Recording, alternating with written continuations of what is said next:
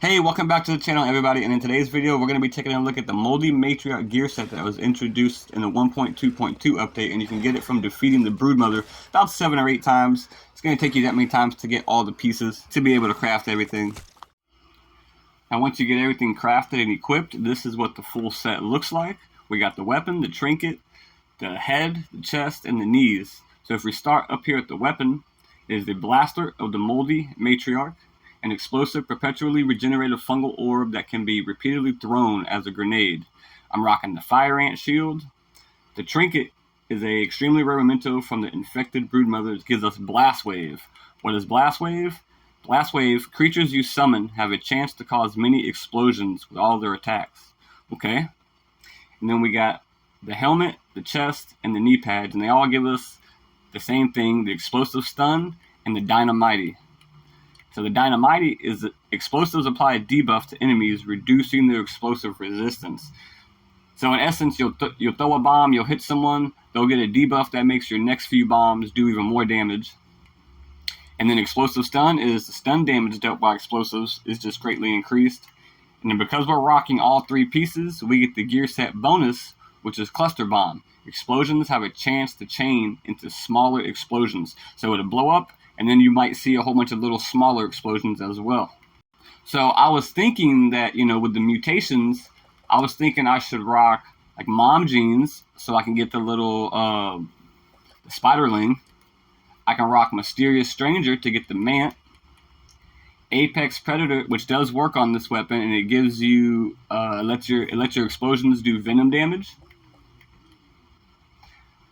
And I also have the new mutation called Spore Lord, which is dealing damage with explosives, gives you a stacking random buff that lasts until combat ends. So anytime you do damage, I'll just get a buff on me that'll just last until combat ends.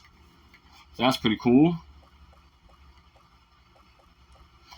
So yeah, I got Coup de Grace, Mom Jeans for the Spiderling, Mysterious Stranger for the Mant, Apex Predator for the Venom, and Spore Lord for the buff with the explosions.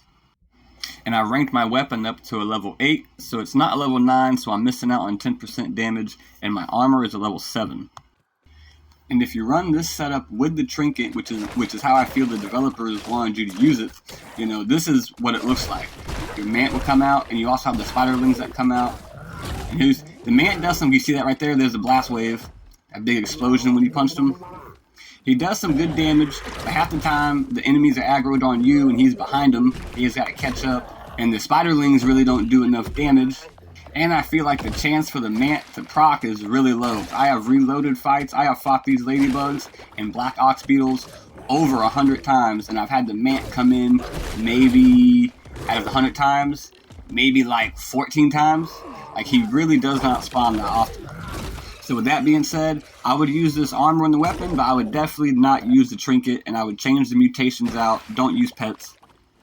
The proc rate is very small and very inconsistent, and the spiderlings just don't do enough damage. So yeah, I would get rid of that.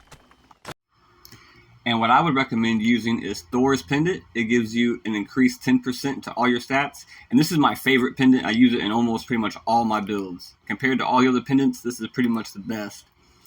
And for the mutations, I would actually get rid of the mant and the spiderlings, and I would put on buff lungs and cardio fan, because you can normally only throw 3 bombs until you're exhausted, but with this on, you're going to be able to throw 5, 2, 3, 4, 5, and then my exhaustion recovery, look how fast my stamina comes back. And that's why I would rock those 2 perks. Oh, I didn't mean to throw that one. Let's go ahead and destroy this shield beetle, see how much damage it does. Let's not die to poison. And you used to do damage to yourself, but now your attacks you can no longer damage yourself. So you can face tank an enemy, you can get right up in there, and we'll let the venom finish him off. So it is really powerful. It is kind of cheesy. You kind of just sit back and throw it. And remember, this is a level 8. There's still one more level I can upgrade this bad boy and give it 10% more damage. Now the only problem is sometimes if you're on like uneven terrain, your bombs, you see they'll bounce back. So not every shot is like the most accurate, but it is very powerful. And the other good thing it's for is farming. If you need grass blades or weed stems or whatever you need, you can just chuck one of these bad boys. Boom. Boom.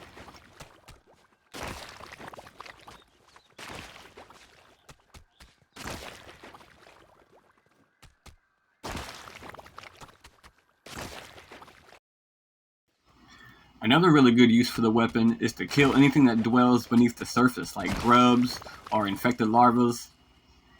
And the blast radius is actually pretty decent, so it doesn't have to be directly on the grubs or the larvae. They could just be close to them in the proximity, as you see right here. I mean, if I could aim it here and get it somewhere close. There's another one right there. Oh, he's running. Boom, got him. Instead of using the shovel, it makes that way faster. And just for damage purposes, I want to come and test the Brood Mother. As you see off the rip, it is doing some pretty decent damage. But I failed because I didn't even have my actual mutations on. I still have the pets on. So let me go turn them off.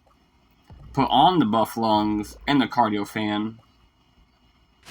And resume action. I just wanted to see how much damage it would do against a big boss. And I know the ads in this fight can be a little annoying. So I wanted to see if these explosions would take care of the ads pretty decently. Now obviously I don't think you're going to be able to fight the Wasp's Queen, because she's flying around unless you want to hit her with some arrows to bring her down and then throw some bombs at her. I don't think that'd be very efficient. But you can fight the Brood Mother, you can fight the Mant, you can fight the Mantis. You just can't fight really like the flying creatures. And I haven't tested it yet, but I do not know if this build will work against the infected Brood Mother. I don't know if I think because I've shot her with the bomb arrows and just healed her. This is pretty much the same, just more powerful, so I don't know if this would heal her or not. I need to go test that. But as you can see here, the power that the weapon does at level 8 is pretty decent, so I can imagine another 10%. So all in all, I think the armor set, the armor set is really only good for this weapon. It's not like you're going to use this armor set for any other build. But I do like it. It is very powerful. It kind of makes the gameplay like a little bit easier. You can just sit back, block, and just throw bombs all day until everything in your sight is just obliterated. And as you see here, I beat the Brood Mother using no heals, no nothing, just playing around. I beat it in under 2 minutes. So all in all, my thoughts on the build are, I like it. It's fun. It's powerful. It provides a different little play style, a little cheesier play style. You're not going to be all up in their face. You know what I mean? You're kind of going to be sitting back, blocking, just throwing bombs. And really, the only downside to it is fighting flying creatures is going to be a pain in the ass and a hassle, and it's not really viable. And also, if you're fighting on uneven surfaces, I mean, your bombs could fly around and you could waste 3 or 4 of them because it's very inaccurate because it's bouncing around everywhere.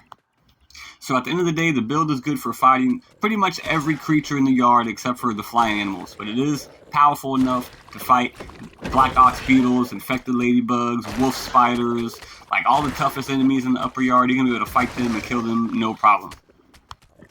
But alright guys, that's going to do it for my review of the Moldy Matriarch gear set and weapons.